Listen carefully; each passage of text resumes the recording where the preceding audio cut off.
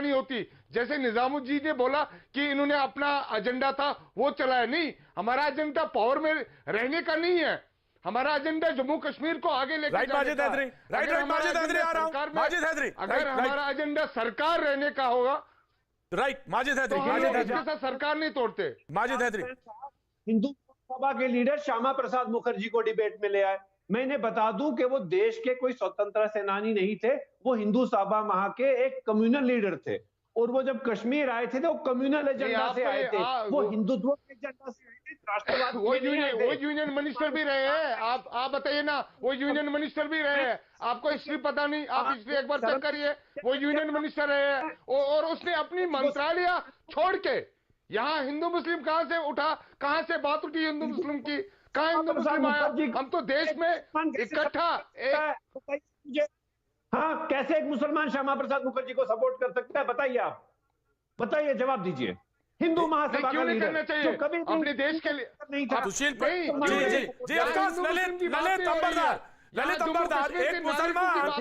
ललित अंबरदार एक मुसलमान कैसे श्यामा प्रसाद मुखर्जी को समर्थन कर सकता है? यह सवाल है माजिद हैदरी का।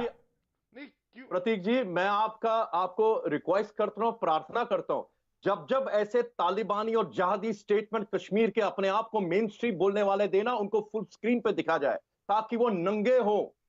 हिंदू बोल दिया, वहां उसको शुरुआत कर दी, लेकिन ये नहीं बोलेंगे कश्मीर के अंदर क्या पल रहा पिछले 70 साल से। इस्लामो फैशिस्टिक व्यवस्था चल रही थी, पाकिस्तान से रिश्ता क्या है, लाई लला का है इनका।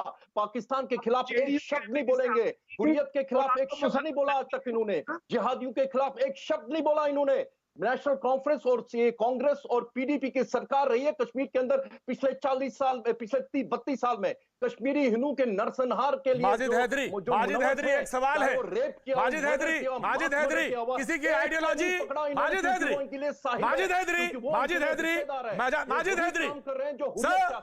सुशील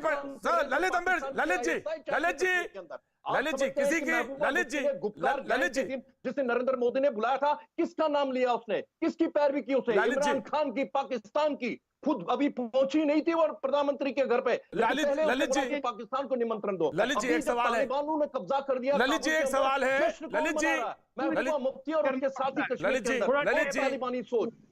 इनको और ये ऑडियो नहीं जा रहा ललित जी को। किन दरिंदों के मुंह से आप सुनते हो कश्मीर के अंदर कश्मीरियत है और कश्मीरी हिंदू को वापस आना चाहिए। कश्मीरी हिंदुओं का नरसंहार कैसे इन पड़ोसियों के सब सामने हुआ? खिड़कियां दरवाजे इन्होंने बंद कर दी। ललित जी ऑडियो ललित जी एक सवाल है माजिद हैदरी, किसी की आइडियोलॉजी कुछ भी हो सकती है, मानना ना मानना भी जुड़ा हो सकता है, लेकिन एक सवाल तो बड़ा है, और वो सवाल ये है कि अगर कोई तिरंगा फहराना चाहता हो या तिरंगा फहराना हो तो क्या वो कोई वो गद्दारी हो जाएगी, या तिरंगा फहराना कोई गुनाह हो जाएगा, या कोई तिरंगा फैलाना किसी तरह से कोई अपराध है इस मुल्क में? Majid Haidari, now you please respond this question. Majid Haidari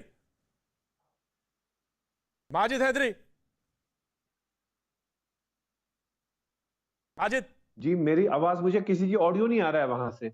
Majid आवाज आ रही है आपको? माजिद आवाज आ रही है? माजिद साहब आवाज आ रही है आपको? माजिद साहब आवाज आ रही है आपको? जी अब बिल्कुल आवाज आ रही है। जी माजिद साहब, ये सवाल ये था कि अगर कहीं कोई झंडा फहराना चाहे, किसी की आइडियोलॉजी कुछ भी हो सकती है, मानना ना मानना भी हो सकता है, हम नहीं मानते आइडियोलॉजी, हम आपकी आइडियोलॉजी नहीं मानते, चलिए बात सही है, लेकिन अगर कोई झंडा फहराना चाहे जिस मुल्क की पहचान है, निशान है, वो उस पर तो कोई अपराध नहीं है। कोई झंडा फहराया था तो उस पर भी अपराध हो जाएगा। तो ये कहां से, किस पे, इस पे नाइंसाफी कैसे हो सकती है? देखिए, देश का तिरंगा देश की शान है, लेकिन देश के तिरंगे का दुरुपयोग नहीं होना चाहिए, मिसयूज नहीं होना चाहिए, जो कि पिछले 6 वर्षों से हो रहा है और जो पहले भी जनसंघ वाले या भारतीय जनता पार्टी वाले करना चाहते थे। हमने देखा है कि बलात्कारियों के हक में जम्मू में तिरंगे की रैली निकली। हमने देखा है कि जिसने मोहम्मद इखलाक का कत्ल किया, जब उस आदमी की मृत्यु हुई तो उसके शव प्रतीक जी खा गया। जी ऑडियो। प्रतीक जी क्या करेंगे? प्रतीक आप अपना मुंह बंद रखिए पहले। ललित जी आप बात सुनिए। हर वक्त यहाँ फसाद करने मत आया करो हिंदू मुसलमान का, हमें देश के हित की बात करने दो। यहाँ पे क्या प्रॉब्लम है आपकी? आज इनकी खत्म नहीं हुई इन जाहिलों की। तालिबानियों की। कुछ नहीं हुआ था जम्मू के अंदर। जम्मू के अंदर जो जलसा निकला था, जुलूस निकला था, उस शख्स जिसके ऊपर इल्जाम था, उसकी बेटी ने बोला था सीबीआई की इंक्वायरी लगाइए। मुझे महबूबा मुफ्ती के ऊपर हमें विश्वास नहीं है, सीबीआई की इंक्वायरी बैठनी चाहिए। अगर उसका बाप मुलव्वस है तो उसको फांसी दीजिए उसके घर के आंगन के अंदर। तिरंगा का झंडा सिर्फ सीबीआई की इंक्वायरी के लिए था, ना कि तुम जैसे जाहिलों के समर्थन के लिए। ये झूठ बोला ललित तबरदार पूरे विश्व में हिंदुस्तान को बदनाम कर दिया कि रेपिस्टों के समर्थन में निकले। अरे तुम्हारे पड़ोस में जो कश्मीरी हिंदुओं के रेपिस्ट हैं, कभी उनके बारे में सोचा? तुम्हारे पड़ोस में जो कश्मीरी हिंदू हैं जिन्होंने मास मर्डर किया, उनके बारे में सोचा? जहादी सोच है तुम्हारी, तालिबानी सोच है तुम्हारी। जाके मुल्ला ब्रादर के साथ गले लग जाओ, वहां पे चाटो उनके तलवे काबुल में। पत्रकार बोलते हैं अपने आप को, राजनीतिक विशेषज्ञ बोलते हैं अपने आप को, झूठ और मक्कारी का प्रचार करते हैं। ललित तबरदार जी समझते हैं आपको? इनकी प्रॉब्लम है कि इनको मुसलमान इस्लामोफोबिया है, मुसलमान देखा नहीं, बस इनको पुकार शुरू हो जाती है ना। लेफ्टिनेंट फयाज है मेरा हीरो, राइफलमैन औरंगजेब है जो देश के लिए मरता है। वो इसलिए नहीं मरा। देखिए तबरदार जी, आप पता नहीं किस बात पे लड़ते हैं। मुझे ये ललित तबरदार जी की बात ही कभी समझ नहीं आई है कि तबरदार जी बात लड़ते किस बात पे हैं।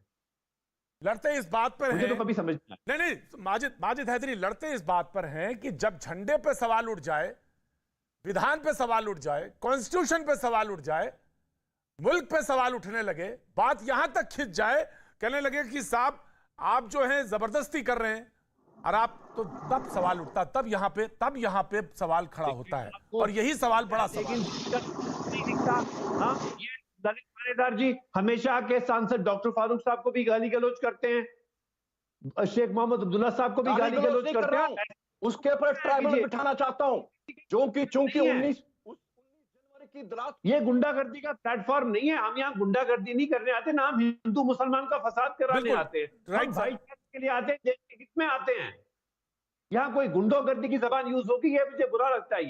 ये गुंडागर्दी की जबान का प्रयोग वो ललित थानेदार जी करें या माजिद हैदरी करें, ये गुंडागर्दी की जबान का प्रयोग नहीं होना चाहिए।